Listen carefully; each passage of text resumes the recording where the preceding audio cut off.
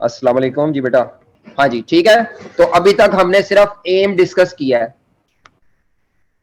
अभी तक हमने सिर्फ एम डिस्कस किया है। चलो आगे चलते हैं। डिफिकल्टी लेवल क्या है जी सब्जेक्ट का? जी सब्जेक्ट का डिफिकल्टी लेवल क्या है? तो बेटा आपका, हाँ जी, डिफिकल्टी लेवल क्या है सब्जेक्ट का? देखिए हमारे जो सीए फाइनल है ना, इसमें सबसे टॉप रैंकिंग पे हम रैंक करते हैं आपके इसको, एडवांस फाइनेंशियल रिपोर्टिंग।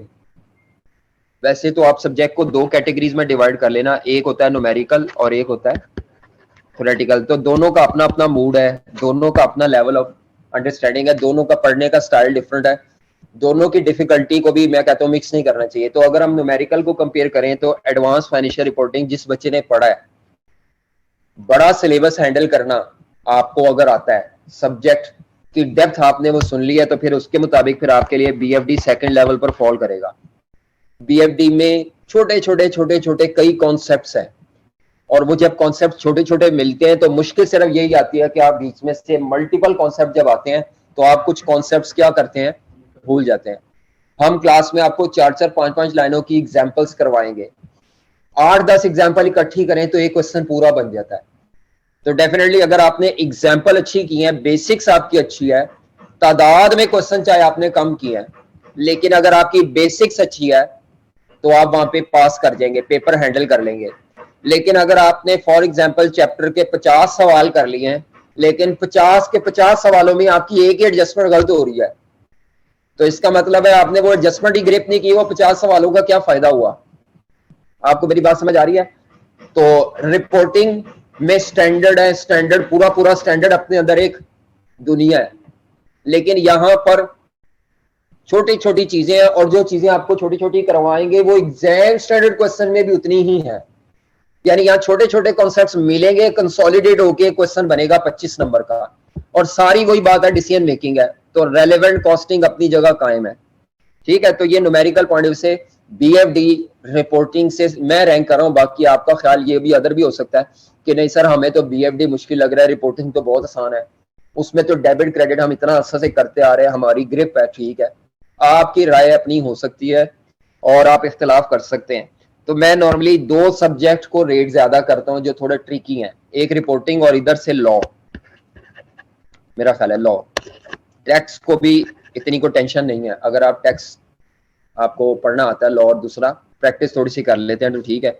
मेरे मुताबिक ये दो सब्जेक्ट आपके टॉप पर हैं, सेकंड नंबर पर बीएफडी है। लेकिन रिपोर्टिंग को आप आसान कई बच्चों को इसलिए लगती है क्योंकि रिपोर्टिंग आपको स्टाइल अंदाजा है, उसको प्रिपेयर कैसे करना है, ये सब्जेक्ट आपने पहली और आखिरी दफा ही पढ़ना है, ए टू जी इसी सब्जेक्ट में पढ़ना है। इसका थोड़ा सा चंक आपने कैफेड में पढ़ा है, लेकिन वो ना होने के बराबर है। आपने ए टू जी यहाँ पे कवर करना है। ठीक है, एसीसीए में अगर हम आते हैं तो वहां पे 3 पेपर हैं, तो वो आहिस्ता आहिस्ता आपकी प्रोग्रेशन करके आपका नॉलेज बिल्ड करते हैं। आई कैप रिपोर्टिंग में आपका नॉलेज बिल्ड इस तरह करता है, बाकी सब्जेक्ट में कॉस्ट अकाउंटिंग आपने पढ़ी थी कैफेड, वहां पर ए टू जी तकरीबन आपने पढ़ ली। अब यहाँ थोड़ी सी इस्तेमाल वो होगी, ज्यादा नहीं होगी, उससे आगे नहीं है, बल्कि यहाँ के कई क्वेश्चन वहां पर ट्रांसफर किए गए हैं कॉस्ट अकाउंटिंग में। ठीक है, तो डिफिकल्टी लेवल इसकी रिपोर्टिंग से कम है बाकी, लेकिन अगर आप और टैक्स से कंपेयर करें तो ये ज्यादा है, सिलेबस भी बीएमएस से कंपेयर करें तो ज्यादा है। और उसके बाद MSA 1 MSA 2 तो बिल्कुल एक सेपरेट है। ठीक है, उनसे कंपैरिजन नहीं करना। अच्छा एक बात मैं अब आपको बताऊं कि बीएफडी का ना थोड़ा सा स्टाइल चेंज हो रहा है, और वो स्टाइल में चेंज क्या आ रही है? पहले बीएफडी में थ्योरी आती थी सिर्फ 5 से 10 नंबर की मैक्सिमम। ठीक है, ये बात ध्यान में रखिएगा, पहले थ्योरी सिर्फ क्या आती थी। जब से ये MSA 1 2 आया है, MSA 2 खासतौर पर हमारे रेलेवेंट तो ये है, बीएफडी के बाद MSA 2 ओपन होगा, तो MSA 2 का पेपर तकरीबन होता है 16 पेजिस पे। 16 पेजिस का पेपर है, जो 16 12 14 पेजिस पे पूरा पेपर होता है। आपने केस स्टडी सारा पढ़ना है, रिक्वायरमेंट वैसे ही होती है लेकिन वो कहानी बहुत ज्यादा डिटेल्ड लिखी होती है, तो उसमें भी थ्योरी लाजमी होती है। रिपोर्ट राइटिंग आई कैप आपको उसके लिए प्रिपेयर करना चाह रहा है, तो अब हमारे इसके स्टाइल में चेंज ही आ रहा है, हर क्वेश्चन के साथ थ्योरी अटैच कर रहा है आई कैप। एसीसीए का भी यही स्टाइल है, हर क्वेश्चन के साथ न्यूमेरिकल प्लस थ्योरी, तकरीबन 60 to 70% आपका वो होगा, क्या नाम है, न्यूमेरिकल, बाकी 30 to 35% हर क्वेश्चन में अब थ्योरी है। और ये जो ऑनलाइन होने की वजह से ना आई कैप ने इसलिए भी ज्यादा थ्योरी टेस्ट किया पिछली 1-2 अटेम्प्ट्स में, वजह कि वो बच्चों के लिए कंप्यूटर बेस पे न्यूमेरिकल करना ज्यादा टाइम लेता है, थ्योरी लिखना बच्चे के लिए थोड़ा क्या होता है, आसान होता है, कम टाइम लेके आप कर सकते हैं। तो ये भी वजह थी कि पिछली 3-4 अटेम्प्ट में आपको थ्योरी पास पेपर में क्या होगी, ज्यादा नजर आएगी। तो डिफिकल्टी लेवल मैंने बता दिया कि रिपोर्टिंग से ये हल्का ही सब्जेक्ट है, लेकिन इसका हरगिज ये मतलब नहीं है कि आप रिपोर्टिंग को 4-4 घंटे दे रहे हैं और बीएफडी को तो आप कहते हैं हो जाएगा कोई मसला नहीं, ऐसी बात नहीं है। हर सब्जेक्ट की अपनी इंपॉर्टेंस है और हर सब्जेक्ट पढ़ेंगे तो पास होगा। जी सिलेबस लेंथी है, सिलेबस इसका काफी ज्यादा है, सिलेबस इसका लेंथी है, तो आप जरा इसको सिलेबस को डिवाइड कर ले और यहीं से हम इंपॉर्टेंट टॉपिक पे भी बात करेंगे। आई कैप ने आपके सिलेबस को 4 सेक्शंस में डिवाइड किया है, शायद आपने देखा हो सिलेबस क्लास में आने से पहले। जी हम उम्मीद करते हैं कि आप सिलेबस देख के आएंगे, क्लास में आने से पहले सिलेबस देखा करें।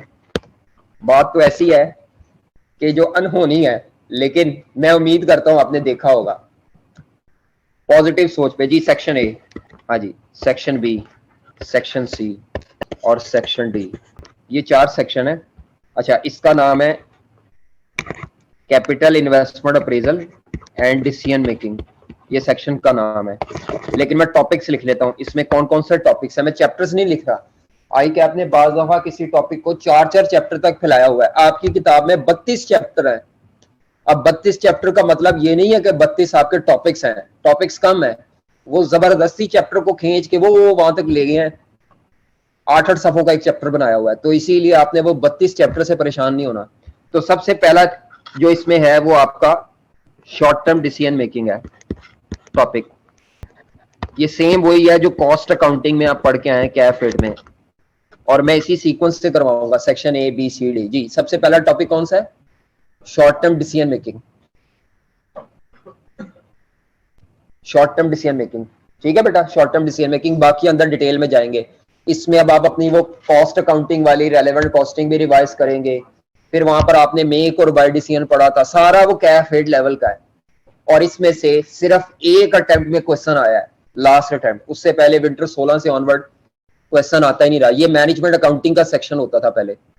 तो ये शॉर्ट टर्म डिसीजन मेकिंग पूरी कैफेड वाली है, कोई नया नहीं है, सिर्फ ये है कि क्वेश्चन थोड़ा लेंथी होगा यहाँ पे, ये बस फर्क होगा क्योंकि फाइनल है। उसके बाद दूसरा कैपिटल इन्वेस्टमेंट अप्रेजल, मैंने कहा था इसमें से मस्ट है कैपिटल इन्वेस्टमेंट अप्रेजल। उसके बाद सोर्सेज ऑफ फाइनेंस भी है इसमें, चौथा सोर्सेज ऑफ फाइनेंस के बाद जो मैंने आपसे कहा था वो कॉस्ट ऑफ कैपिटल, ठीक है। उसके बाद एक टॉपिक है एडजस्टेड प्रेजेंट वैल्यू, उसके बाद एक टॉपिक है portfolio theory, portfolio theory, portfolio theory, इसका ताल्लुक स्टॉक एक्सचेंज के साथ है। जिस बच्चे का स्टॉक एक्सचेंज में इंटरेस्ट है उसको ये चैप्टर बहुत हेल्पफुल होगा। बाकी नॉर्मली मैंने देखा है कि स्टूडेंट स्टॉक एक्सचेंज में जाते नहीं, आप में से किसी का भी इंटरेस्ट होता नहीं, with the passage of time Aahista Aahista develop होता है। लेकिन अभी जितनी भी क्लासेस मैंने आज तक पढ़ाई हैं किसी सेशन में बहुत कम है, को बहुत सीनियर आदमी आ जाए तो शायद मिल जाए, अदरवाइज नॉर्मली लोगों को स्टॉक एक्सचेंज का पता नहीं होता। हाँ जी, आप में से कोई स्टॉक एक्सचेंज में हराम समझते हैं? एक ये भी होता है पॉइंट ऑफ व्यू कि सर वो तो है ही हराम, ठीक है, वो आपका अलग पर्सपेक्टिव है, लेकिन सीखने के लिए एक दफा जरूर जाएं स्टॉक एक्सचेंज में, ठीक है। और 10, 15, 20, 50 हजार से पोजीशन ओपन करें और उसके बाद या बढ़ जाएंगे या उड़ जाएंगे, दोनों में से कोई एक काम होगा, ठीक है। तो स्टॉक एक्सचेंज का प्रोसेस क्या होता है वो आपको पता होना चाहिए। बाकी यहां वैसे हम ये नहीं पढ़ेंगे कि आपने स्टॉक एक्सचेंज में अकाउंट कैसे ओपन करना है, ब्रोकर के जरिए ट्रेड कैसे करने है, ये नहीं सिखाएंगे। इसमें क्या सिखाएंगे कि आपके पास 15 कंपनीज हैं, इनमें से कौन सी 2 या 3 कंपनीज के शेयर्स आपको खरीदने चाहिए। आप ये एनालिसिस सीखेंगे जो आपको ये गाइड करेगा कि अगर आपके पास 3, 4, 5 कंपनीज हैं तो उनमें से कौन सी 2 या 3 कंपनीज के शेयर्स खरीदने चाहिए। कभी भी सारे पैसे एक कंपनी में इन्वेस्ट नहीं करते, अपने पैसों को डिवाइड करके इन्वेस्ट करना चाहिए, उसका नाम है पोर्टफोलियो, ठीक है। तो पोर्टफोलियो थ्योरी एंड कैपम, ये आपकी स्टॉक एक्सचेंज में शेयर्स या कोई भी इन्वेस्टमेंट के लिए ये हो सकता है। मसलन आपके पास पैसे बहुत है और आप प्रॉपर्टी में इन्वेस्टमेंट करना चाहते हैं, तो आप उसके लिए भी ये इस्तेमाल कर सकते हैं। लेकिन पाकिस्तान में प्रॉपर्टी का डाटा इतना रिलायबल और इजीली अवेलेबल नहीं है, लेकिन स्टॉक एक्सचेंज में शेयर्स का डाटा आपको आसानी से अवेलेबल है। आप उसको डाउनलोड करें और उसकी बेस पर एनालिसिस करें। तो ये चैप्टर है बेटा। आई कैप कहता है इसमें से 40 to 60 मार्क्स का पेपर आएगा। कितने मार्क्स का? अब आई कैप ने इसको फॉलो भी किया है या इसको वॉयलेट किया है, ये हम अभी देखेंगे पास पेपर एनालिसिस में। और इसमें से कितने क्वेश्चन आते हैं ये आई कैप ने नहीं बताया हुआ, लेकिन जो देखने में आता है आई कैप नॉर्मली बीएफडी में ना 20 से लेकर 25 तक की रेंज में जाता है, 18, 20, 25। तो उसके मुताबिक अगर 25 नंबर का एक सवाल हो जाए और एक 23 नंबर का हो जाए, या 25 और 25 के 2 हो जाए, तो ये 40 से 60 की एवरेज पूरी हो जाती है, रेंज पूरी हो जाती है। इसीलिए आप ये ज़हन में रखें कि ज्यादातर चांस है कि 2 क्वेश्चन इसमें से आएंगे, इस सेक्शन में से 2 क्वेश्चन आएंगे। एक तो मैं अभी बता रहा हूं आपको कौन सा है, ये जिस पे स्टार लगाया हुआ है। तो दूसरे के लिए पढ़ना फिर हमने एक का तो अभी बताया, यानी पेपर में जाने से पहले आप फोरकास्ट कर सकेंगे पेपर में इस दफा क्या आएगा। जो मैंने इस दफा रिवीजन कराई थी उससे पहले मैंने फोरकास्ट कर दिया था कि ये टॉपिक है जो आने की उम्मीद है, तो सारी तकरीबन वही टॉपिक आया। आप उसको, वजह यह है कि आई कैप ने एक सेट पैटर्न बिठाया हुआ है, तो इसी तरह एक टॉपिक आ गया तो दूसरी दफा दूसरा आ जाएगा, ऐसा कोई नहीं है। लेकिन ये बात कंफर्म है कि कैपिटल इन्वेस्टमेंट अप्रेजल में से लाजमी आएगा। आगे चले नेक्स्ट। ये जो दूसरा सेक्शन है इसका नाम है बिजनेस वैल्यूएशन, यानी इसमें एक चैप्टर है बिजनेस वैल्यूएशन, या एक टॉपिक है बिजनेस वैल्यूएशन, और दूसरा टॉपिक है मर्जर्स एक्विजिशन। वैसे क्वेश्चन इसका इकट्ठा ही आता है जी, क्वेश्चन इसका इकट्ठा आता है। आई कैप कहता है 15 से 20 नंबर का पेपर आएगा इसमें से, और एक ही क्वेश्चन आएगा। वैसे जहां तक मैंने एनालिसिस किया है इसमें ज्यादातर 20 से ऊपर ही जाता है। सबसे ज्यादा जो बच्चों की जान जाती है इस चैप्टर से जाती है, ये टॉपिक से। क्यों? इसमें वो आपको एज्यूम करता है कि आप कंसल्टेंट हैं और आपको हर दफा थोड़ा सा डिफरेंट डाटा देता है, और आप समझते हैं कि यार आपको आजादी दी जाती है जैसे मर्जी करें, लेकिन वो आजादी बच्चों से मैनेज नहीं होती वो कहते हैं कैसे करे, इस तरह से भी हो रहा था, इस तरह से भी हो रहा था। तो ये प्रॉब्लम है इसमें आजादी है आपके पास चीजों को करने की, ठीक है। तो बिजनेस वैल्यूएशन और मर्जर, इसमें वो है कि दो कंपनीज आपस में मर्ज होने जा रही हैं, तो आपसे कहेगा एडवाइस करें दोनों कंपनीज के शेयर होल्डर को कि इन्हें मर्जर पर जाना चाहिए कि नहीं जाना चाहिए। ये तो पता है ना मर्जर एक्विजिशन क्या होता है। नेक्स्ट अगला टॉपिक है रिस्क मैनेजमेंट। इस सेक्शन का नाम है रिस्क मैनेजमेंट, पहले सेक्शन का, और इसमें 2 टॉपिक हैं, बल्कि 3 टॉपिक कह लें। एक टॉपिक है interest rate risk management. Interest rate ये बैलेंस शीट से नजर नहीं आएगा, ये ओवरऑल बिजनेस का है। इसमें आप क्या सीखते हैं, इंटरेस्ट रेट रिस्क मैनेजमेंट के टॉपिक में हम क्या सीखते हैं। असल में आपने अगर फ्यूचर में लोन लेना हो ना, तो आपको डर होता है कहीं लोन जब हमने लेना है 3 माह बाद तो इंटरेस्ट रेट बैंक का बढ़ ना जाए। आज लोन नहीं लेना आपने, कब लेना है? फ्यूचर में। आपको बात समझ आ रही है? लोन आपने लेना है फ्यूचर में, और आपको डर यह है कि कहीं वो 3 माह बाद जब हम लोन लेने जाए तो हमारी दफा किस्मत हमारी खराब ना हो और इंटरेस्ट रेट क्या ना कर जाए, इंक्रीज ना कर जाए। तो आप क्या करते हैं, कुछ ऐसी टेक्निक्स हैं उनको कहते हैं हेजिंग टेक्निक्स। आप उनसे अपना ये रिस्क मैनेज करना चाहते हैं, तो इस सेक्शन का पूरा नाम है रिस्क मैनेजमेंट, यानी ये जो सी है इसका नाम क्या है।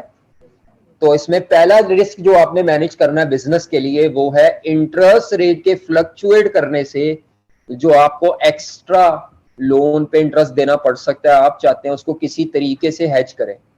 वो आपको 3 तरीके देगा, 3 तरीकों से हैजिंग कर सकते हैं, आपने उनमें से बेस्ट हैजिंग मेथड बताना है, रिकमेंड करना है। समझ आ रही है? या इन्वेस्टमेंट करना चाह रहे होंगे या आप बोरिंग करना चाह रहे होंगे, दोनों केसेस में आपको रिकमेंड करना है कि हैजिंग कैसे करें। जी बेटा आवाज आ रही है जो घर से पढ़ रहे हैं? मेरा ख्याल है फॉर्म में बैठे जी। एक्सचेंज रेट रिस्क मैनेजमेंट, बेटा आवाज आ रही है? हेलो, अच्छा बस ठीक है, ठीक है बेटा। Exchange rate risk management, exchange rate risk management. Mic अपना बंद रखें, एक्स्ट्रा माइक कुछ बच्चे माइक के साथ खेल रहे हैं, ऐसा ना करें।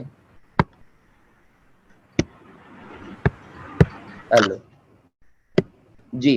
एक्सचेंज रेट रिस्क मैनेजमेंट, इसमें क्या होता है, आपने फ्यूचर में फॉरेन करेंसी की ना डॉलर में पेमेंट करनी है 3 माह बाद अपने किसी फॉरेन सप्लायर को, और आपको डर यह है कि डॉलर का रेट कहीं ऐसे चेंज ना हो जाए कि हमारी पॉकेट से जो ₹5 में पेमेंट है वो ज्यादा चली जाए, या आपको फॉरेन रिसीट आनी है 6 माह बाद, और आपको डर यह है कि डॉलर का रेट ऐसे फ्लक्चुएट ना करे कि वो रिसीट हमारे लिए पीकेआर में कम पैसे बने। यानी एक्सचेंज रेट तो रोज चेंज होता है, बल्कि एक दिन में बड़ी दफा चेंज होता है, तो एक्सचेंज रेट के फ्लक्चुएट होने से इंटरनेशनल रिसीट्स और इंटरनेशनल पेमेंट्स डिस्टर्ब होती हैं। हमने इनको भी मैनेज करना है, इस रिस्क को भी मैनेज करना है। और आखिरी है अदर रिस्क मैनेजमेंट। जी, वो हम लेटर ऑन बात करेंगे, ये टॉपिक इतना इंपॉर्टेंट नहीं है। इस पे एक आधी दफा सिर्फ सवाल आया कि आपने स्टॉक शेयर्स खरीदने हैं, उनकी प्राइस बढ़ने का रिस्क है। आपने राइस परचेज करने हैं, आपको फ्यूचर में राइस की प्राइसेस बढ़ने का रिस्क है। आपने फ्यूचर में कोई भी एसेट परचेज करना है या सेल करना है, तो आपको उसकी प्राइस का रिस्क हो सकता है, ये उसके लिए है, अदर एसेट्स की प्राइसेस के लिए। इनमें से एक दफा इंटरेस्ट रेट आता है, एक दफा एक्सचेंज रेट आता है। पिछली दफा क्या आ चुका है, इंटरेस्ट रेट। अब इस दफा उम्मीद ये है कि एक्सचेंज रेट आएगा।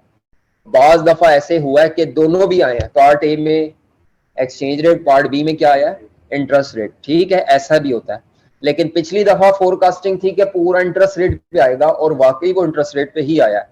तो फिलहाल आप इन दोनों को जहन में रखें, लेकिन ज्यादा दफा ये आया हुआ है, ज्यादा दफा क्या आया हुआ है, इंटरेस्ट रेट, क्योंकि पाकिस्तान में जो सीएफओ हजरात है ना, वो ज्यादातर इंटरेस्ट रेट रिस्क मैनेजमेंट करते हैं practically. Exchange rate risk management के लिए हमारे यहाँ बैंक्स और इदारे ऑफर ही नहीं करते प्रोडक्ट्स। हमारे यहाँ जो ऑफर होती हैं प्रोडक्ट्स बैंक की तरफ से रिस्क मैनेजमेंट करने की, वो इंटरेस्ट रेट के लिए होती हैं। सेक्शन डी आखिरी मैनेजमेंट अकाउंटिंग के टॉपिक्स हैं। ठीक है, इसमें आ जाएगा आपका पहला टॉपिक बजटिंग। कभी नहीं आया जब से बीएफडी का ये नया सिलेबस आया, कभी नहीं आया, क्योंकि सारे वो सवाल हैं जो सीए इंटर में आप पढ़ाए हैं, नहीं आया। ठीक है, दूसरा टॉपिक इस दफा नहीं, स्टैंडर्ड कॉस्टिंग। मैं बताता हूँ किसमें से आया था, पेपर दिया था आपने, स्टैंडर्ड कॉस्टिंग एंड वेरिएंसेस, ये पढ़ा है कॉस्ट में, और material price variance, material usage, सारे वो वेरिएंस हैं सारे। एक नया बस या दो, बस दो, बाकी सारे वही हैं, वही आपके फॉर्मूले, वही उठा उठा के डाटा पुट करना है, छापा प्रोग्राम। कोई अक्ल का इस्तेमाल इसमें नहीं है सिवाय रट्टे के। लेकिन यहाँ पे आसानी यह है कि फॉर्मूला ले जाने की आपको इजाजत है, इसीलिए यहाँ पे तो आपको वो मसला भी नहीं रहेगा जो सी इंटर में होता था कि अगर फॉर्मूला भूल गए तो क्या करेंगे। ठीक है, यहाँ सिर्फ क्या करना है, क्वेश्चन पढ़े, डाटा पिक करें और प्लग इन करें। हाँ, इसमें दो नए वेरिएंसेस आएंगे। एक वेरिएंस आएगा प्लानिंग ऑपरेशनल, जो आपने पहले कभी नहीं सुना, और एक आपका आएगा मटेरियल मिक्स और यील्ड की तरह सेल्स का मिक्स।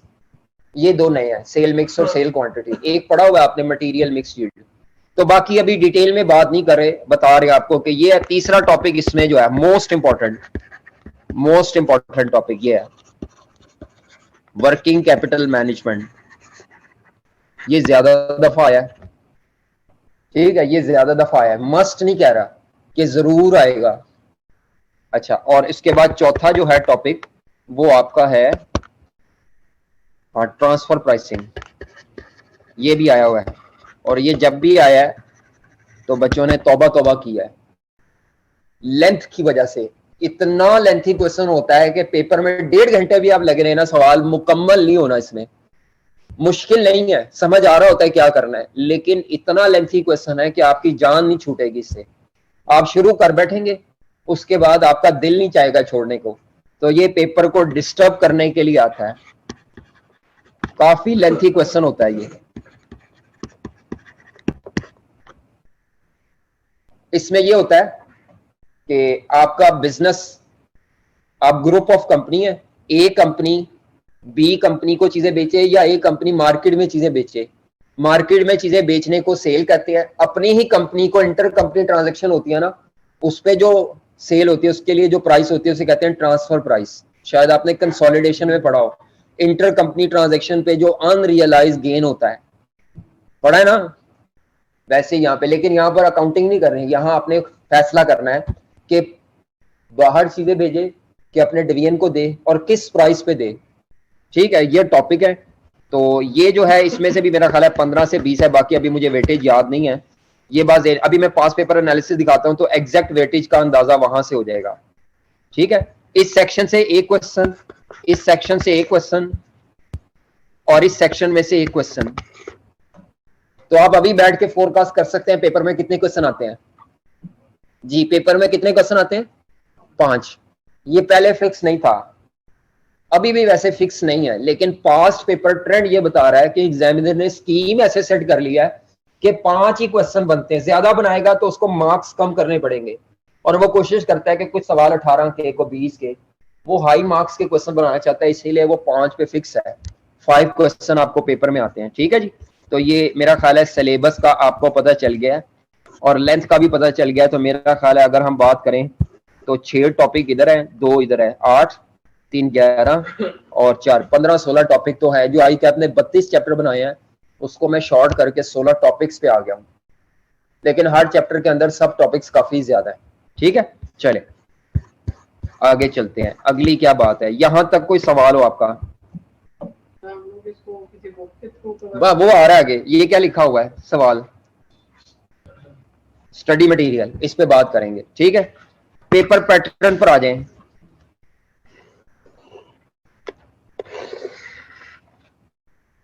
और पास्ट पेपर एनालिसिस पे आते हैं जी। पेपर पैटर्न,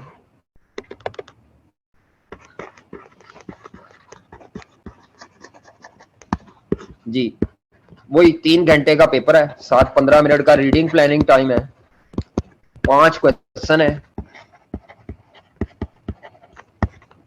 कभी भी 10-11 नंबर का क्वेश्चन नहीं आया, आप समझिए 17 से लेकर 25 नंबर तक की मार्क्स की रेंज होती है, 17 से 25 तक, 17 से 25 तक तमाम क्वेश्चन कंपलसरी होते हैं,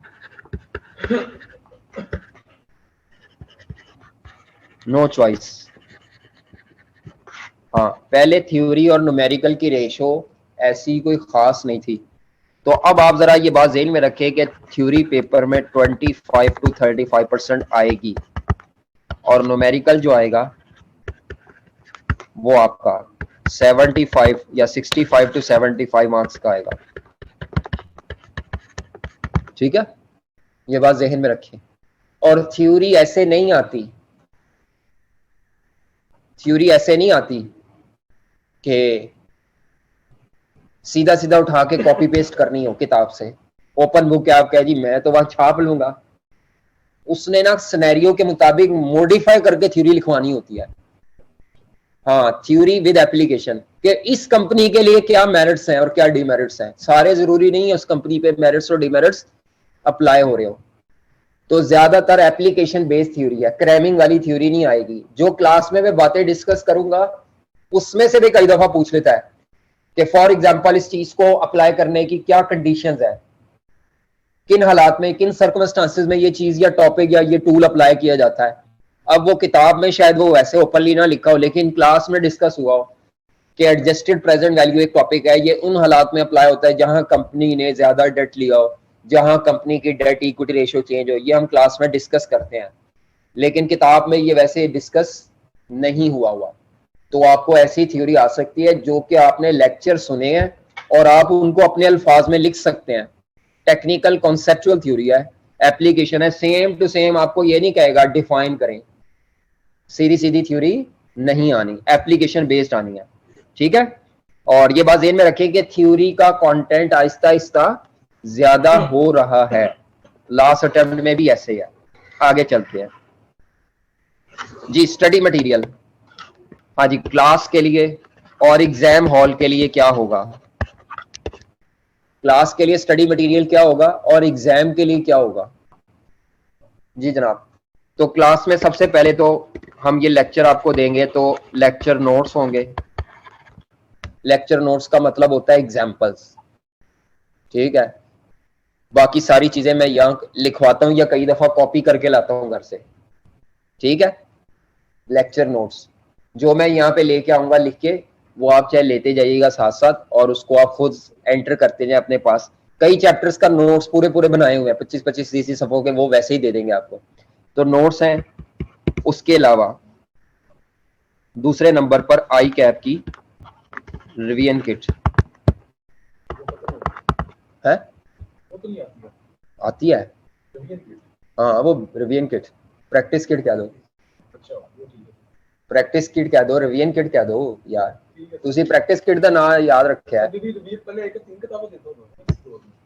अच्छा हाँ, वो नहीं, वो प्रैक्टिस किट नहीं होती थी, वो हैंडआउट्स होते थे रिवीजन के लिए। हाँ, हम रिवीजन किट सवालों को कहते हैं। चलो तुसी प्रैक्टिस किट कह दो, उसमें आई कैप के सवाल है, ठीक है। इसमें कई एसीसी के सवाल है, तो कभी आपने डायरेक्ट आई कैप के पास्ट पेपर पे नहीं जाना, पहले आपने किट से क्वेश्चन करने हैं, ठीक है। और मैं जिस सीक्वेंस से करवाऊंगा वो करने हैं। क्यों?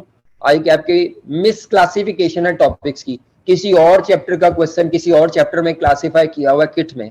उसके बाद तीसरे नंबर पर फिर हम क्या करेंगे, आई कैप के पास्ट पेपर्स। हाँ जी, बीएफडी के भी इस्तेमाल करेंगे और कुछ मैक के, ठीक है। इसके अलावा कोई और चीज हम क्लास में यूज नहीं करेंगे, ठीक है। कोई और, आप किसी और कॉलेज की कोई किताब शिताब लेते हैं तो उसमें भी पास्ट पेपर ही। अच्छा, आई कैप की बुक हर रोज इस्तेमाल नहीं होगी, जब चैप्टर एंड हो जाएगा मैं आपको बता दूंगा आई कैप की बुक के ये चैप्टर पढ़ ले, तो वीकेंड पे आप पढ़ लीजिएगा। और मुझे उम्मीद होती है कि लोगों ने नहीं देखना। हर दफा की ये हिस्ट्री है कि मैंने ही बताया यार ये वो बुक के फलान सफे पे एक चीज थी जो हमने डिस्कस नहीं की थी, और वो मैंने जानबूझ के नहीं की थी, आपको पढ़ने के लिए दी थी, तो आपने कर ली। एग्जाम वाले में ये है कि पेपर वाले दिन आपने ये लेके जाने हैं, आई कैप के पास पेपर सोल्यूशन, पास पेपर एनालिसिस जो मैं आपको दूंगा, और समरी शीट्स जो रिवीजन क्लासेस में दूंगा। वैसे तो वो अभी भी पड़ी हुई है गूगल ड्राइव पे, लेकिन वो अपडेटेड है फॉर द लास्ट सेशन, इस सेशन के लिए अपडेट नहीं है, ठीक है। लास्ट सेशन के लिए अपडेटेड है। हाँ जी, चलो शुक्र है जी। बेटा मैं क्या बता रहा था, और आवाज जा रही है? हाँ, अच्छा, मैं क्या बता रहा था, आपको सोल्यूशन चाहिए, पास पेपर एनालिसिस चाहिए और समरी शीट चाहिए बेटा एग्जाम हॉल में। आई कैप की बुक लेके जानी है और किट, तीन चीजें लेके जानी है, चौथी कोई किताब ले जाने की इजाजत नहीं है। ये तीन चीजें आपने लेके जानी है बेटा, ठीक है। पता चल गया हुसैन साहब आपको? आपने ये चीजें लेके जानी है। लेकिन अब मैं आपको बताता हूं, एग्जाम में आपके ऊपर ये पाबंदी है कि इनमें से कोई भी चीज यूज नहीं करनी, ये टाइम वेस्ट करवाएंगे आपने। आप समझेंगे आप ये लेके नहीं गए, सिर्फ दिल की तसल्ली के लिए टेबल पे रखनी है वहां, जो आपकी टेबल है, ये अपनी जो भी आपके पास बैठने की पेपर करने की जगह है, इसको यूज नहीं करना। मैं हाईली डिस्करेज करता हूं इनका यूजेज एग्जाम हॉल में। सिर्फ फॉर्मूला देख सकते हैं अगर देखना है, किताब में से कोई थ्योरी नहीं देखनी। कोई ऐसे नहीं करना कि फलां टाइम में क्वेश्चन आया था जरा उसका सोल्यूशन देख लें, देख के वैसे ही लग रहा है मुझे, ऐसा नहीं करना। इससे आपका टाइम वेस्ट होगा बस। नो डाउट चाहे 100% सेम आया, लेकिन उसको ढूंढने में, उस सवाल को पढ़ के इस सवाल पे नॉलेज अप्लाई करने में, उतना टाइम तो आप शायद वैसे पढ़ने में लगा के कर ले जितने टाइम में आपने ढूंढना है, ढूंढ के फिर वो करना है। तो इसीलिए मैं डिस्करेज करता हूं कि आपने एग्जाम हॉल में ये जो रिसोर्सेज है ओपन बुक वाले ये यूज करें, नहीं करने। सिर्फ फॉर्मूला, सिर्फ फॉर्मूला शीट वो यूज करें, वो भी बहुत ही ज्यादा कोई कंफ्यूजन है अदरवाइज नहीं तो याद हो। अल्लाह ने आपको दिमाग दिया है, आप इतनी चीजें दिमाग में रखते हैं, इतने बड़े बड़े स्टैंडर्ड आप दिमाग में रख सकते हैं, तो छोटी सी बीएफडी नहीं रख सकते दिमाग में। अल्लाह आपको हौसला देगा इंशाल्लाह, आप इसको ज़हन में रखें, इसको नहीं आपने कंसल्ट करना, ठीक है।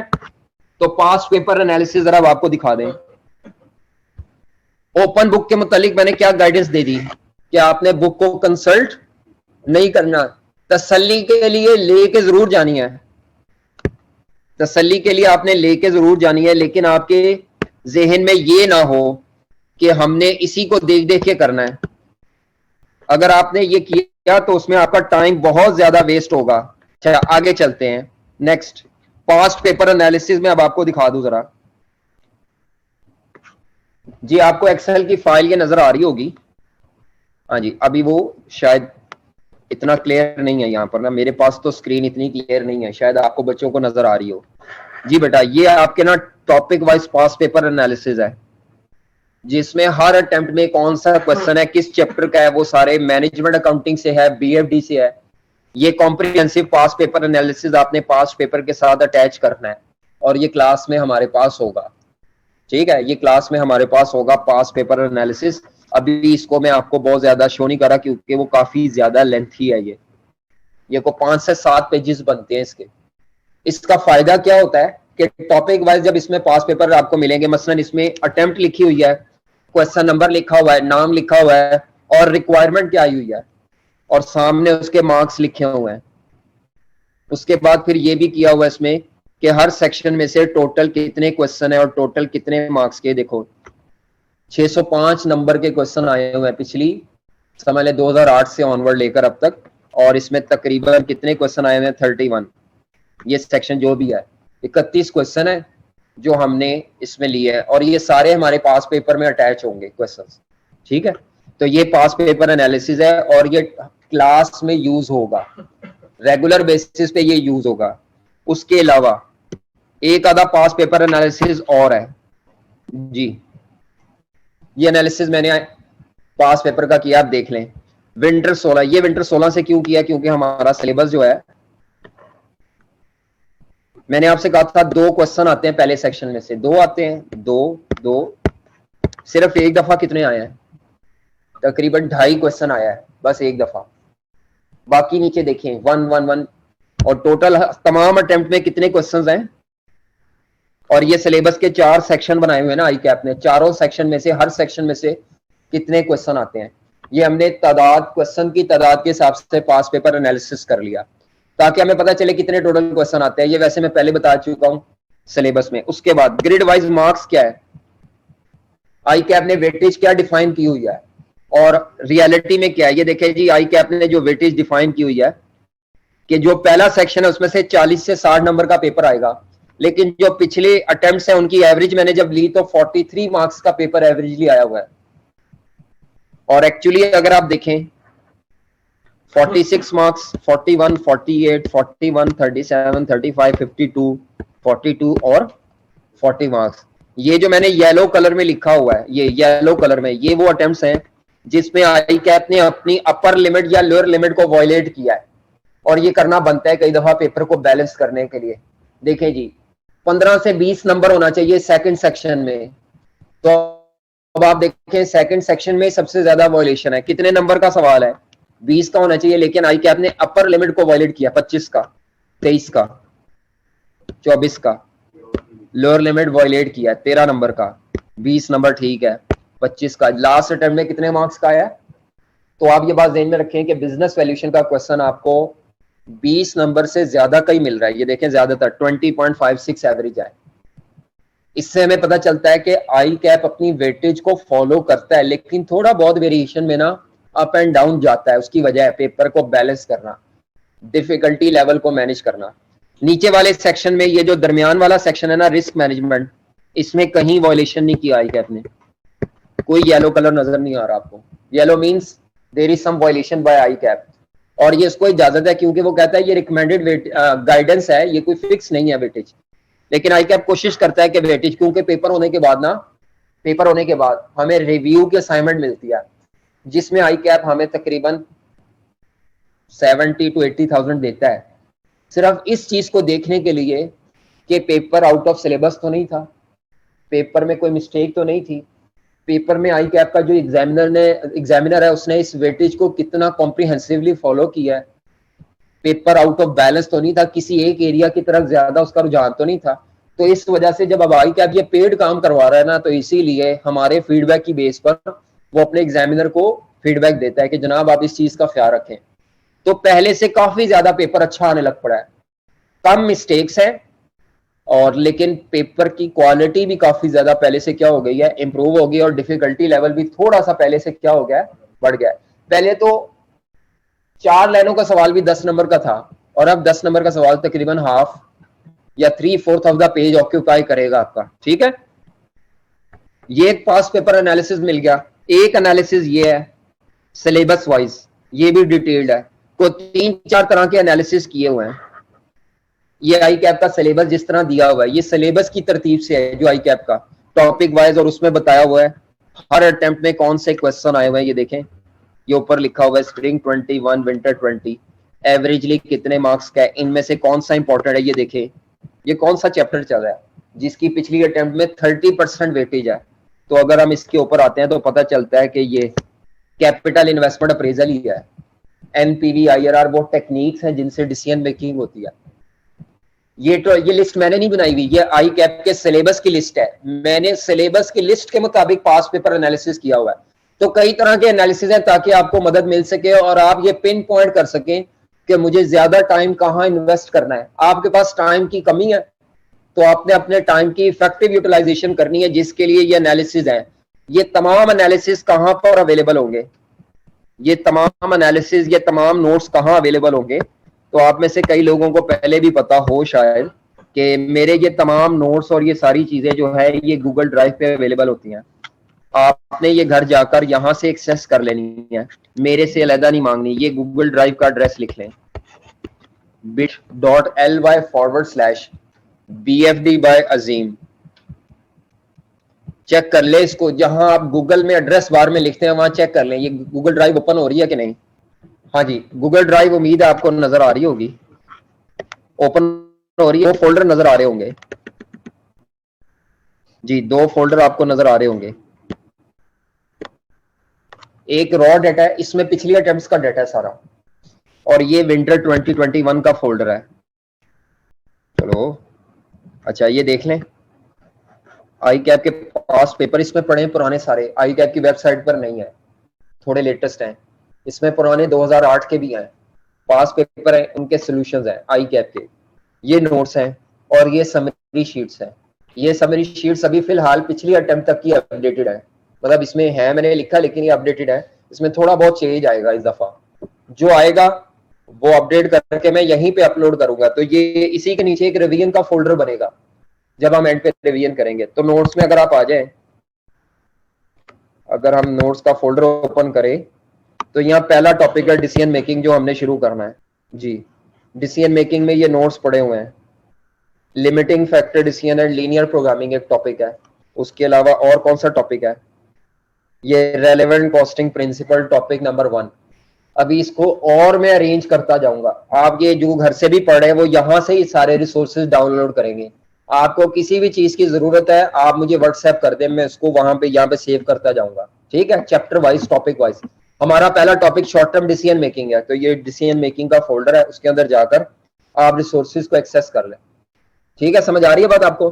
तो आपने हर चीज यहां से एक्सेस करनी है, मुझसे व्हाट्सएप नहीं करवानी। काइंडली सर व्हाट्सएप कर दें।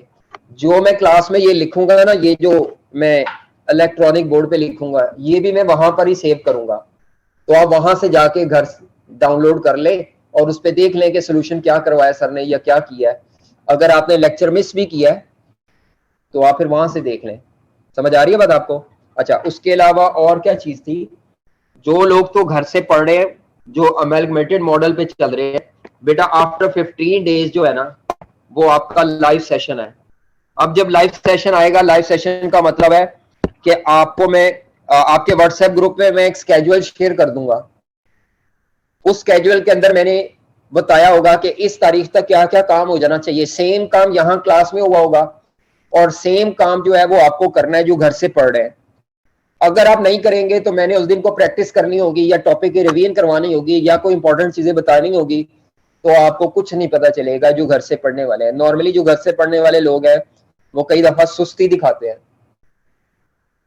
आप में से भी कई लोग दिखाएंगे सुस्ती, और उसमें आपका कसूर कम होगा, फर्म का कसूर क्या होगा, ज्यादा। आपसे पहली वाली नस्लों को भी वही मसाइल थे जो आपको हैं, वो दुनिया में नए नहीं आए आप। ठीक है, तो इसीलिए आपसे पहले वाले लोगों ने भी क्वालिफाई किया है, कि कुछ लोगों ने मेरिट सर्टिफिकेट भी लिया है। लेकिन अगर हम मेरिट सर्टिफिकेट वालों को भी निकाल दें क्योंकि वो एक्सेप्शनल है, वो इस दुनिया के लोग नहीं है, तो ठीक है, कम से कम हमें पास करना चाहिए। ये सब्जेक्ट पहली अटेम्प्ट में पास होना चाहिए। अगर ये पहली अटेम्प्ट में पास नहीं हो रहा, कोई भी अनफॉर्चुनेट इवेंट हो सकता है, दूसरी अटेम्प्ट में मस्ट पास होना चाहिए। अगर नहीं हो रहा, फिर आप नखट्टू हैं, फिर आप गोंगलू हैं, फिर आप जानबूझ के अपना टाइम वेस्ट कर रहे हैं, फिर आप अपनी स्टडीज के साथ, अपने फ्यूचर के साथ सीरियस नहीं है। फिर आप आई कैप को ब्लेम ना करें। आई कैप को ब्लेम करता हुआ वो बंदा अच्छा लगता है जिसने अपनी फुल एनर्जीज पुट की हैं। टेस्ट रखो, एक भी बंदा ना आए, काम दो, एक भी बंदा ना करके आए, किताब पढ़ने के लिए दो, तो दंदिया काट के बखा दिया गो है, तो फिर क्या होगा बेटा। इसीलिए आप लोगों से रिक्वेस्ट है कि आप अपने फ्यूचर के साथ ना खेलें, आप करते रहे, बाकी मैं अवेलेबल हूं। आपको जो मसला है आप व्हाट्सएप करें, आपको 24 घंटे के अंदर अंदर जवाब आएगा। उसी वक्त नहीं आएगा क्योंकि क्लासेस में होते हैं हम, तो 24 घंटे के अंदर अंदर आपको जवाब आ जाएगा। ठीक है, जो लोग घर से पढ़ रहे हैं उनको मैं स्केड्यूल एक शेयर करूंगा कल तक, जिसमें मैं टॉपिक वाइज और वीडियो वाइज और प्रैक्टिस वाइज भी होगा। वही स्केड्यूल वीडियो आपके पास नहीं होगी, लेकिन प्रैक्टिस के हिसाब से आपके लिए भी वो स्केड्यूल एप्लीकेबल होगा कि ये टॉपिक करने के बाद कम से कम इतनी प्रैक्टिस कर ले तो आपका काम चल जाएगा। ज्यादा प्रैक्टिस की कोई लिमिट नहीं, कम से कम प्रैक्टिस की लिमिट मैं बता दूंगा कि ये कम से कम प्रैक्टिस कर ले तो आपका काम चल जाएगा और आपके पास होने के चांसेस हैं। ठीक है, अच्छा आगे चलते हैं। अच्छा आगे चलते हैं जी। आगे क्या था, बस हमारी ये चीजें डिस्कस होगी सारी। एग्जाम टेक्निक्स में ओपन बुक एग्जाम के लिए मैंने पहले बता दिया कि आपने पेपर में कंसल्ट नहीं करना, और वो जो बुक है कोई चीज उस पर मार्क ना की हो, पेपर में भी मार्क नहीं करनी। और हाँ, वो आप सेपरेटर लगा सकते हैं, टू आइडेंटिफाई द पेजेस आप सेपरेटर लगा के घर से जा सकते हैं, लेकिन उसके ऊपर कोशिश करें हाथ से लिखा ना हो, प्रिंटेड हो, ठीक है, फिर वो लग सकते हैं। और आप जो भी रिसोर्सेज लेके जाए वो बुक फॉर्मेट में होना चाहिए, binded in book format. Photocopy form में जो बाइंडिंग, वो जो टेप बाइंडिंग करवा के जाते हैं ना आप, वो वहां आई कैप अलाउ नहीं करेगा। अच्छा, उसके अलावा पेपर हैंडलिंग की टेक्निक क्या है जी। पेपर में, पेपर के लिए मैं आपको बता दूं कि लोगों के फेल होने में या पेपर में क्या मसाइल आते हैं। सबसे पहला प्रॉब्लम पेपर में होता है इनकम्प्लीट अटेम्प्ट। मोस्टली लोग पूरा पेपर नहीं करके आते, और उसकी वजह यही है कि लेंथी क्वेश्चन है, कोई ये क्वेश्चन भी टाइम में पूरा नहीं होना। आपने पूरा पेपर टच करना है, लेकिन हर सवाल को पूरा करने नहीं बैठना। ठीक है, इनकम्प्लीट पेपर होने की वजह से बच्चे फेल होते हैं। तो आपने पेपर कंप्लीटनेस से क्या मुराद है, आपने हर क्वेश्चन को टच किया हो और कोशिश की हो कि मोर देन 50% उसका प्रोसीजर छाप दें। Answer is not important, procedure is important. ये नारा मैं बार बार क्लास में लगाऊंगा, आंसर इज नॉट इंपॉर्टेंट। मेरे भी कई आंसर क्लास में आई कैप से मैच नहीं करेंगे, और भी कई टीचर हैं उनके आंसर आई कैप से मैच नहीं करते, लेकिन डिसीजन हमारा सेम आता है। जो आई कैप ने दिया वही डिसीजन आता है, क्योंकि आई कैप के एजम्पशंस में कॉन्फ्लिक्ट पाया जाता है। कभी कोई कहीं कोई एजम्पशन लिया और कहीं कोई लिया। तो अगर आप आई कैप को 100% फॉलो करने लगेंगे तो आपको काफी ज्यादा प्रॉब्लम आएगी, आप कंफ्यूज हो जाएंगे। तो आप अपने लिए एजम्पशंस को एक पैटर्न पे रखेंगे कि अगर वो साइलेंट हो तो मैं ये अज्यूम करूंगा, अगर साइलेंट हो तो वो मैं अज्यूम करूंगा। और ये मैं बता दूं, ये किताब में नहीं लिखा हुआ कहीं पे, अगर एग्जामिनर साइलेंट हो तो क्या अज्यूम करना है। आप एक पेज पे लहदा फेंकते जाइए, लिखते जाए। जब सेशन एंड होगा तो तकरीबन 2 से 3 पेजेस ऐसे बनेंगे जिनके ऊपर सिर्फ एजम्पशन लिखी हुई है कि अगर साइलेंट हो तो ये अज्यूम करना है, साइलेंट हो तो ये अज्यूम करना है। होता यह है कि जब सेशन एंड होता है ना, तो आपको एक भी एजम्पशन याद नहीं होती। वजह यह है कि वो क्वेश्चन के मुताबिक सिचुएशन टू सिचुएशन एजम्पशन क्या होती है, चेंज। तो आपको मैं लिखवाता हूँ यहाँ पे कि अगर वो साइलेंट हो तो आपने क्या एज्यूम करना है, तो आप वो साइड पे लिखी जाए एक पेज पे, तो आप देखेंगे 2 से 3 पेजेस बनेंगे और चैप्टर वाइज आपकी एजम्पशंस आगे होंगी जिस तरतीब से हमने सिलेबस किया है। तो पेपर कंप्लीट नहीं होता। तो पेपर कंप्लीट करने की सेंस क्या है, हर क्वेश्चन को टच करें और कोशिश करें कि मोर देन 50% प्रोसीजर छापें। एक्यूरेट सोल्यूशन करना जरूरी नहीं है, एक्यूरेट प्रोसीजर करना जरूरी है। या आप ये कह सकते हैं accurate figures are not important. हाँ ठीक है, मैं मानता हूं, ये भी ना हो सारा ही गलत हो एक भी फिगर मैच नहीं कर रही, ठीक है, और यार कुछ मैच तो करे, ठीक है। लेकिन अगर आपने पहले स्टेप में गलती कर दी तो सारा मैच नहीं करेगा, फिर भी एग्जामिनर आपको देगा कुछ। तो एक्यूरेट प्रोसीजर, कई ऐसे शहजादे लोग पाए गए हैं कि पार्ट ए आता ही नहीं। जब पार्ट ए नहीं आता तो सर पार्ट बी क्या करे, छोड़ो दफा करो, आता ही नहीं। तो अगर आपको पार्ट ए नहीं आता तो आप पार्ट बी करने के लिए अगर ए का आंसर इस्तेमाल होता है तो आप पार्ट ए छोड़े, पार्ट बी के लिए एज्यूम फिगर लेके प्रोसीजर परफॉर्म करें। एज्यूम फिगर से आपको पार्ट बी में एक आधा नंबर कटेगा, बाकी मिल जाएंगे। और पार्ट ए के साथ कुछ ना कुछ छेड़छाड़ तो करे, नहीं करते कोई मसला नहीं, लेकिन पार्ट बी के लिए ए नहीं आता तो बी क्यों करें, ऐसी कोई फिलॉसफी नहीं। हमने जहां से नंबर मिलते हैं एग्जामिनर से नंबर कैप्चर करने हैं और उसको बताने हैं कि मुझे प्रोसीजर की अवेयरनेस है, मैं प्रोसीजर को जानता हूं। आई कैप कभी भी स्टूडेंट को मैथमेटिकल ट्विस्ट की वजह से फेल नहीं करता, फेल करता है कि बच्चे को बेसिक प्रोसीजर ही नहीं पता। अब आप ऑडिट का पेपर दे रहे हो और आपकी जो स्टेटमेंट है उनसे नजर आ रहा हो कि ये बच्चा एब्सोल्यूट एश्योरेंस के गिर्द अल्फाज लिख रहा है, तो उसने तो फेल करना है आपको। ऑडिट में रीजनेबल एश्योरेंस होती है, हम सबको पता है। एब्सोल्यूट वाली तो आप लिख नहीं रहे एब्सोल्यूट, लेकिन आपकी वर्डिंग से ये रिफ्लेक्ट हो रहा है, तो एग्जामिनर तो कहेगा दोबारा बुलाओ इसको। 3 साढ़े 3 साल के आर्टिकल किए फिर भी अभी ये बच्चा क्लैरिफाई नहीं कर पाया अपने आप को कि मैंने क्या लिखना है, तो ये ऐसा हो जाता है। तो बेसिक्स पे गलती पे नंबर भी कटेंगे, पूरा सवाल भी काटा जा सकता है। होता ही है कि आई के हर सवाल में कहीं ना कहीं कोई ना कोई मैथमेटिकल ट्विस्ट होता है, उससे ज्यादा नंबर नहीं कटते, उससे आपके 1 या 2 नंबर कटते हैं, ज्यादा नंबर कटते हैं when you are wrong in procedure. तो इसीलिए प्रोसीजर सही करने की कोशिश करनी है। जो स्टेप पहले नंबर पे होता है उसको आखिरी पे नहीं करना, एक खास प्रोसीजर से करना है। मसलन कुछ ऐसी चीजें हैं जो एडमिजिबल एक्सपेंस है टैक्स में, उनको टैक्स से पहले लिखना होता है। आप उनको टैक्स के बाद लिखाएंगे तो वो एग्जामिनर कहेगा इसने तो इंटर लेवल पे जो टैक्स पढ़ा था इसको तो वो भी क्लियर नहीं है। तो ये डेफिनेटली वो आई कैप फिर आपको परेशान कर सकता है और वो दोबारा बुला सकता है। उसके अलावा कटिंग और ओवर राइटिंग से अवॉइड करें, उससे अवॉइड करें। और तरीकाकार क्या होता है, सबसे पहले फॉर्मेट प्रिपेयर करें। ये जिन लोगों ने कॉस्ट अकाउंटिंग अगर मुझसे पढ़ी है किसी दौर में, तो वही अप्रोच बीएफडी में भी अप्लाई होगी। सबसे पहले क्वेश्चन को पढ़ के उसके मुताबिक फॉर्मेट बनाएं, और फॉर्मेट बनाने में हम कोई फिगर्स नहीं उठाते, सिर्फ एक ढांचा बनाते हैं। उसके बाद फिर आप सिंपल फिगर्स प्लग इन करें जिनके लिए कोई वर्किंग नहीं है, और उसके बाद फिर आप क्या करें, वर्किंग्स करें और फिगर पुट करते जाएं। डेफिनेटली आपका पूरा सवाल नहीं होगा, तो जितना होगा ठीक है, लेकिन हमने क्वेश्चन का कंप्लीट लेआउट उसके सामने प्रेजेंट कर दिया। मसलन जो आपका एनपीवी का सवाल या वो कैपिटल इन्वेस्टमेंट से आना है, उसमें सारा प्रोसीजर छाप सकते हैं आप। पहले 5 मिनट में ही सारा लेआउट छापा जा सकता है, फिगर्स बाद में छाप दे। जो आप कर सकते हैं ठीक है, जो नहीं कर सकते वो छोड़ दें। तो इस तरह ये आपने कोशिश करनी है कि आप ये लेआउट फॉलो करें कि format to simple figures to complex workings, और वर्किंग में भी जहां फंस जाए एजम्पशन लेके आगे चलते जाए। 1 मिनट 1.5 मिनट से ज्यादा सोचने का और बैठने का टाइम आपके पास वहां पे नहीं है।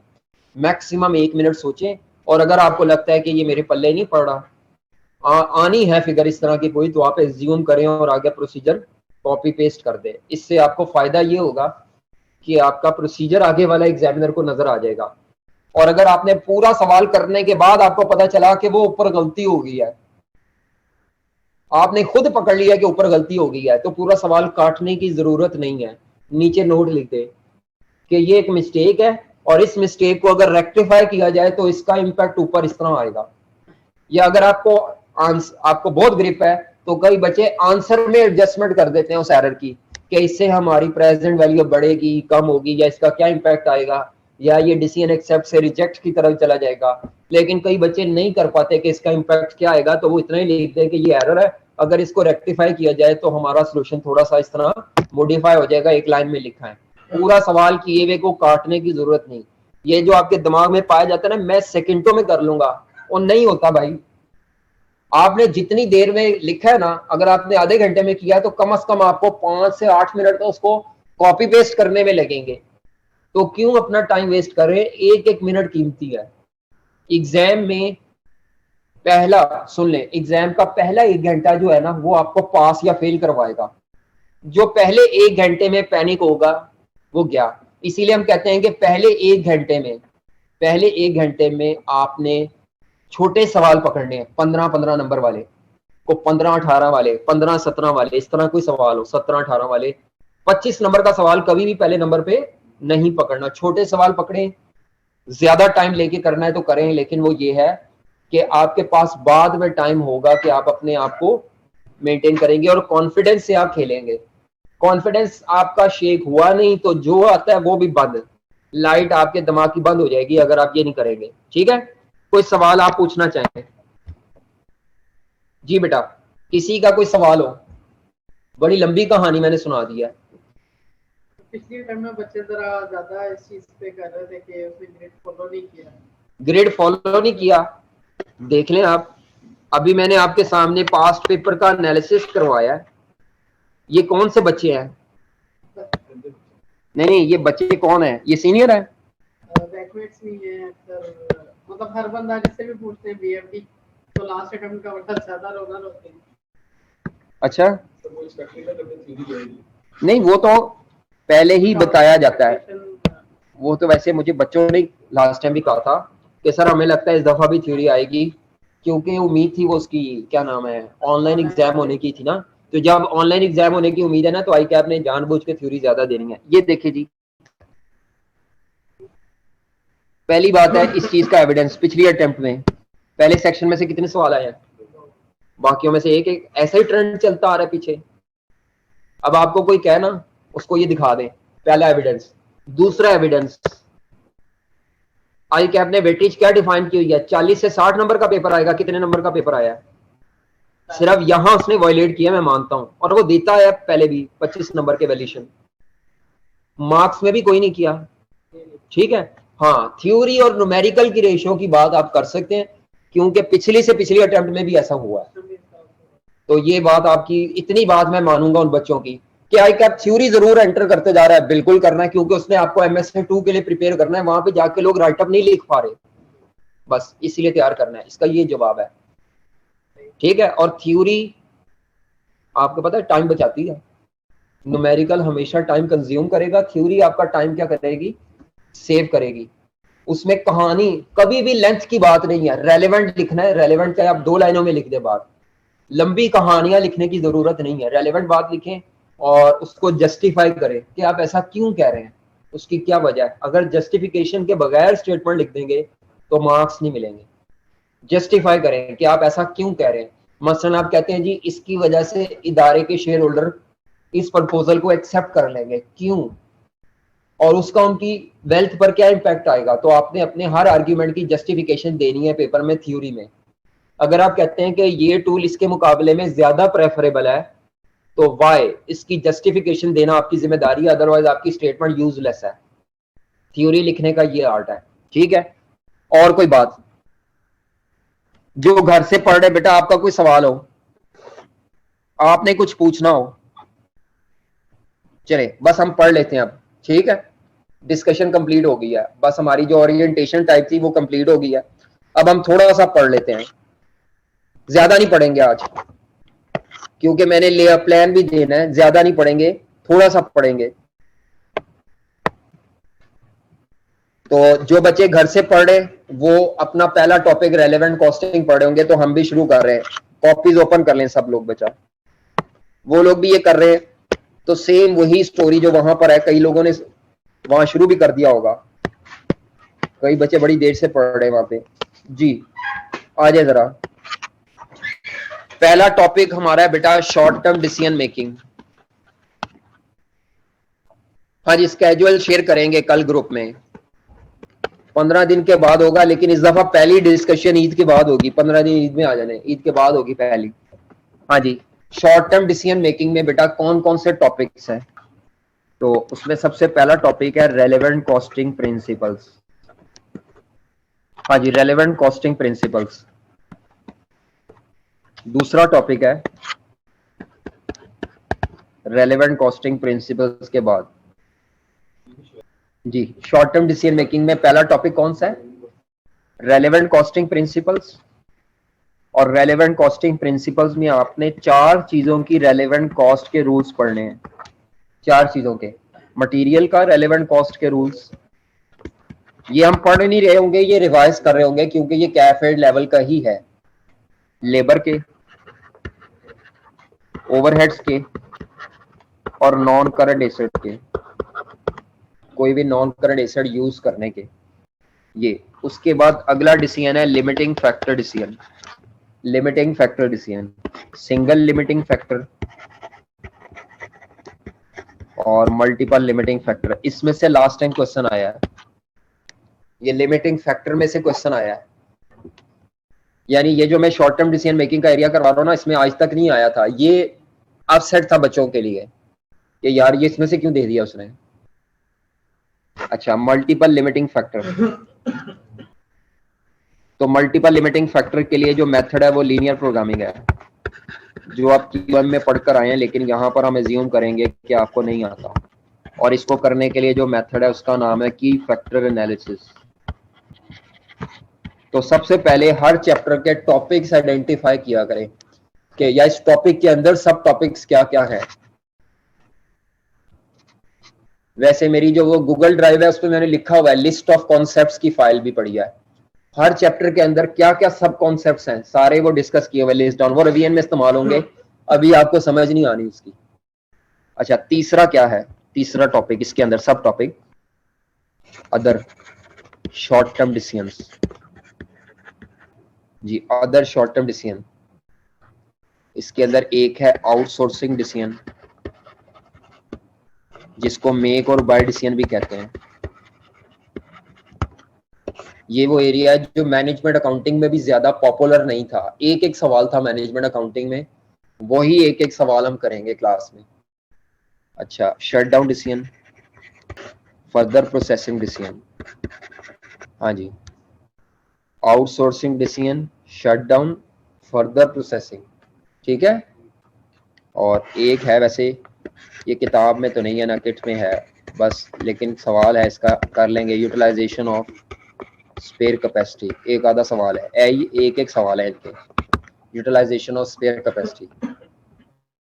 तो इसमें सबसे ज्यादा जो इंपॉर्टेंट एरिया ना वो ये है इसमें, शॉर्ट टर्म डिसीजन मेकिंग में। और ये तो वैसे ही बेस है डिसीजन मेकिंग की, पूरी डिसीजन मेकिंग की बेसिक्स रेलेवेंट कॉस्टिंग है। इसके बगैर तो आप डिसीजन मेकिंग कर ही नहीं सकते बेटा। रेलेवेंट कॉस्टिंग प्रिंसिपल बेसिक्स है डिसीजन मेकिंग की। तो ये टॉपिक्स हैं। यहाँ स्क्रीन पता नहीं कैसे आ रही है, चलो। यूटिलाइजेशन ऑफ स्पेयर, पिक्सल सारे फटे पड़े हैं, कैपेसिटी। तो हम रेलेवेंट कॉस्टिंग प्रिंसिपल इस्तेमाल करते हैं जी, रेलेवेंट कॉस्टिंग प्रिंसिपल्स। सबसे पहले मुझे बताएं कि इस टॉपिक को पढ़ने का पर्पस क्या है, ये क्यों पढ़ते हैं जी। इस टॉपिक को पढ़ने का पर्पस क्या है जी बेटा, बताएं, शाबाश। Basic decision making. पहला पर्पस तो है, चलो मानते हैं ये डिसीजन मेकिंग की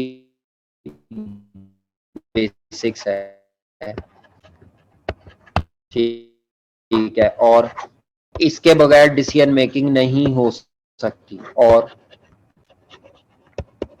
एक्चुअली ये आपको फिल्टर करना सिखाती है। ये आपको बताती है कि आपने अपने डिसीजन में हर इनकम और हर एक्सपेंस को काउंट नहीं करना। ये आपको फिल्ट्रेशन का काम सिखाती है।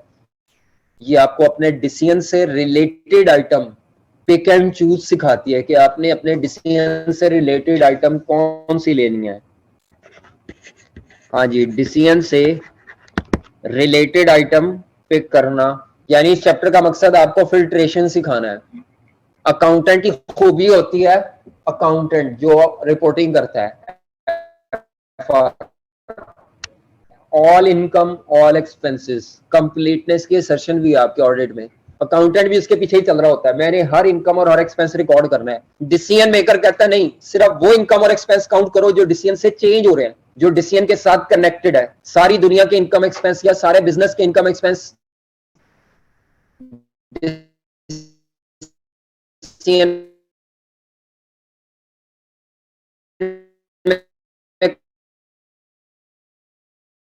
पढ़ा था इंटर लेवल पर, हर वो कॉस्ट जिसमें 3 खूबियां पाई जाएं वो रेलेवेंट कॉस्ट होती हैं। वो 3 खूबियां क्या थी, 3 खूबियां क्या थी, भूल गए। रेलेवेंट कॉस्ट की 3 खूबियां होती हैं और तीनों इकट्ठी पूरी होनी चाहिए। पहली खूबी, रेलेवेंट कॉस्ट वो तमाम कॉस्ट हैं जो फ्यूचर की होंगी, जो कैश में पे की जाएंगी, और नॉन कैश नहीं, फ्यूचर में हो, कैश में हो, और डिसीजन की वजह से पे करें। अगर डिसीजन इंप्लीमेंट करें तो वो कॉस्ट पे करनी पड़े, अगर डिसीजन इंप्लीमेंट ना करें तो वो कॉस्ट पे ना करनी पड़े। ये रेलेवेंट कॉस्ट की जर्नल डेफिनेशन है।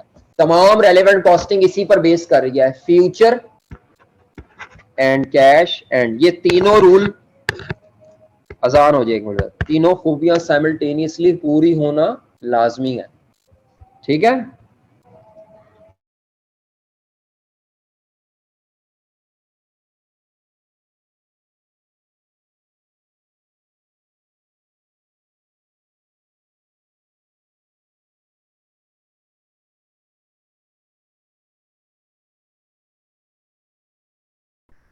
जी बेटा।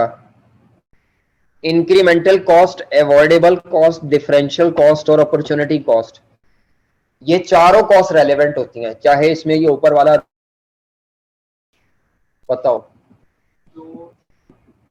एक मिनट बताने दो, गलत बता दे, कोई मसला नहीं, कुछ नहीं होता। जो हमारे डिसीजन की वजह से हमें पे करनी पड़ती है, डिसीजन की वजह से पे करनी पड़ी है। अच्छा जी भाईजान, तो जो हम पहले पे नहीं कर रहे लेकिन हमें नहीं गलत जी बेटा। हाँ ये है, इंक्रीमेंटल का मतलब इजाफा होता है, कोई भी ऐसी कॉस्ट जो आप पे कर रहे हैं पहले भी, लेकिन डिसीजन की वजह से आपको वो एक्स्ट्रा अमाउंट पे कर, जिसकी वजह से आपका पहले रेंट 50,000 पर मंथ था, अब आपका रेंट 60,000 आपको पे करना पड़ेगा। तो जो हमारे डिसीजन की कैलकुलेशन में काउंट करेंगे, ना 50 काउंट करेंगे ना 60, बल्कि वो जो एक्स्ट्रा 10,000 है वो रेलेवेंट है। तो इंक्रीमेंटल कॉस्ट का मतलब होता है additional cost due to decision, extra भी लिख सकते हैं, ये ड्यू टू डिसीजन वाली बात जरूर याद रखें।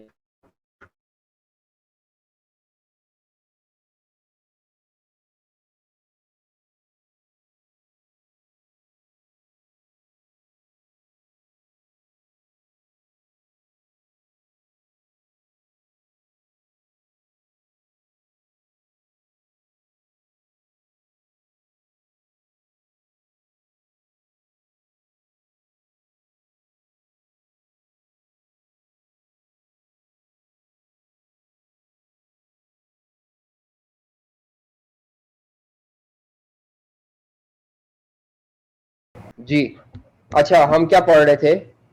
डिफरेंशियल कॉस्ट क्या होती है बेटा? हाँ जी, डिसीजन की वजह से अगर आपकी कॉस्ट में चेंज आए, कम हो जाए, डिसीजन की वजह से कॉस्ट में जो चेंज आ जाए वो डिफरेंशियल कॉस्ट है। वो बढ़ भी सकती है, अगर वो बढ़ गई तो डिफरेंशियल इंक्रीमेंटल दोनों सेम होगी, यानी डिफरेंशियल कॉस्ट अपने अंदर इंक्रीमेंटल को भी कवर कर रही है। और अगर डिफरेंशियल कॉस्ट कमी की तरफ आ गई तो वो फिर डिफरेंशियल भी कहलाएगी और अवॉइडेबल कॉस्ट भी कहलाएगी, यानी डिफरेंशियल कॉस्ट अपने अंदर इन दोनों को कवर करती है। इन आपकी कॉस्ट में चेंज आ जाए तो वो डिफरेंशियल है, चेंज इजाफे की तरफ भी हो सकता है और चेंज कमी की तरफ भी हो सकता है। क्या कहते हैं, समझ आती है बात? दोबारा बता देता हूं, देखें, मिसाल के तौर पर हम रेंट पे करते हैं प्रेजेंटली 60,000, डिसीजन इंप्लीमेंट करने के बाद हम रेंट पे करेंगे 70,000।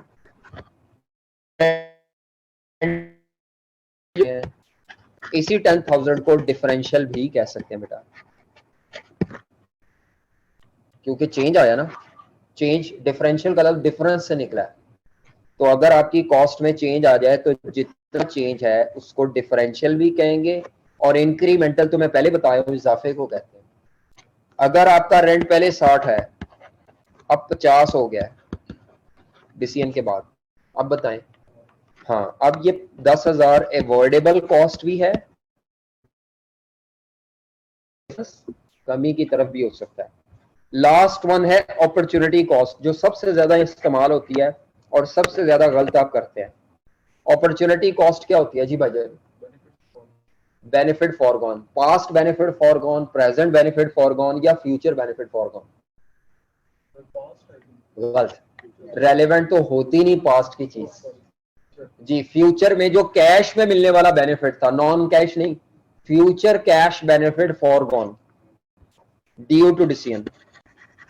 डिसीजन की वजह से फ्यूचर में मिलने वाला जो भी बेनिफिट है, जब आप उसको सेक्रीफाइस कर दें फ्यूचर में कैश में मिलने वाले बेनिफिट को, तो उसको हम क्या बोलते हैं? Opportunity cost. अपॉर्चुनिटी कॉस्ट की मेजर एग्जांपल्स हमारे क्वेश्चन में क्या आती हैं? हाँ, हमने बिल्डिंग रेंट पे दी थी, अब डिसीजन की वजह से हमने वो रेंट से